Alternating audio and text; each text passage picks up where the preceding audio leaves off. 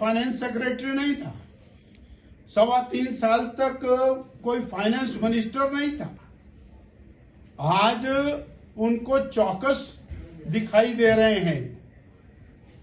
सत्ता में आए हुए आज जाने का टाइम आ गया अब सरकार का, तो अब ये दोषारोपण शुरू कर रहे हैं। सरकार पूरी तरह से फेल हो चुकी है और इसने मित्रों को लाभ पहुंचाने में सरकार के खजाने का अपव्यय किया।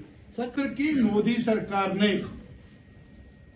3.5 साल में और पिछले 5 साल के अंदर प्रदेश की सरकार को अलग अलग मदों में पहले से ज्यादा ग्रांट मुहैया कराई है। अलग अलग मदों, यूपीए की सरकार, कांग्रेस की सरकार, सोनिया जी की सरकार दिल्ली में थी, उसकी तुलना में 4 गुना सहायता अलग अलग मदों में प्रदेश की सरकार को मुहैया कराई है। और इस बार भी जो और टैक्स डिवोल्यूशन है वो 2,500 करोड़ ज्यादा टैक्स डिवोल्यूशन प्रदेश को आया है। और अगले 5 साल के अंदर भी जो और जीएसटी की कलेक्शन है वो निरंतर बढ़ने वाली है। वो प्रोजेक्टेड फिगर सारी दिखाई गई है।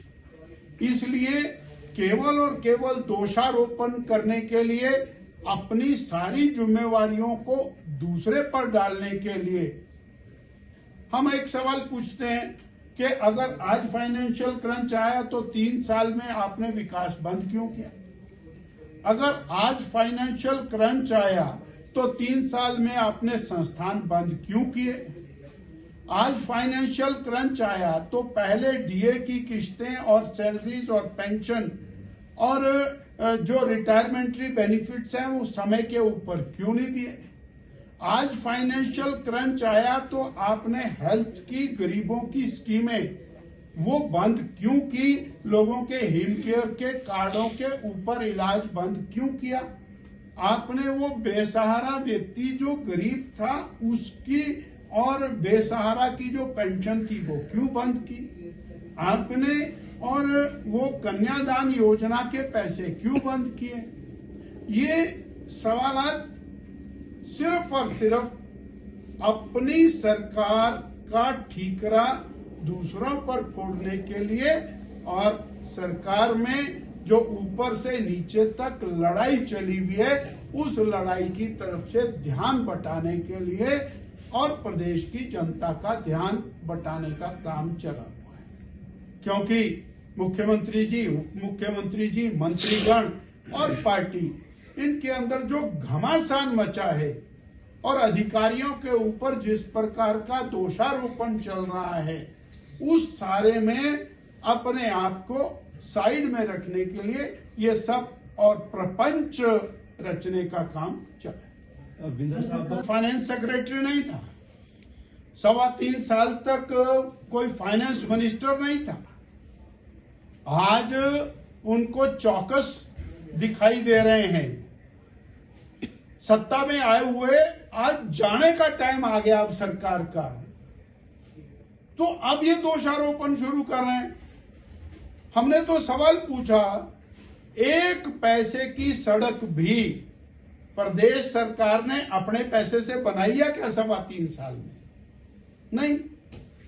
जितनी सड़कें बनी है वो प्रधानमंत्री ग्राम सड़क योजना में बनी है, सेंट्रल रोड फंड में बनी है, सेंट्रल ग्रांट में बनी है, नेशनल हाईवे में बनी है, 4 लेन हाईवे में बनी है, बॉर्डर रोड ऑर्गेनाइजेशन में बनी है। एक भी नहीं बनी प्रदेश में। शिक्षा का सारा पैसा सर्व शिक्षा अभियान में आया। मेडिकल कॉलेजेस के जितने बड़े बड़े इक्विपमेंट्स जो ये दिखा रहे हैं वो सारे सेंट्रल ग्रांट के। एक भी काम तो प्रदेश ने अपने पैसे से किया है क्या? और मोदी जी दिल खोल करके दे रहे हैं, मत बदलती है। इंफ्रास्ट्रक्चर में सर्वाधिक पैसा अगर मिला है हिमाचल प्रदेश को मिला है इंफ्रास्ट्रक्चर में। रेलवे विस्तार में अभी 2,911 करोड़ रुपया अभी मिला रिसेंट। सो 40,000 करोड़ रुपए के 4 लेन हाईवेज का काम चला है।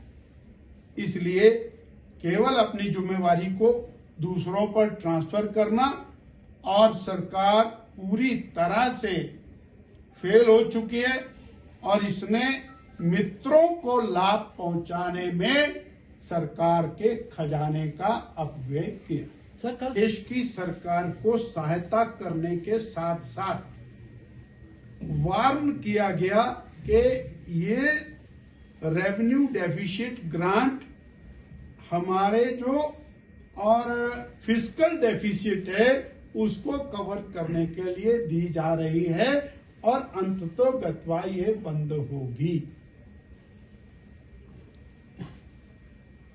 तो ये कोई आज की बात नहीं, और प्रदेश को अलग अलग मदों में वही राशि विकासात्मक कार्यों के लिए दी जा रही है और दी जाएगी।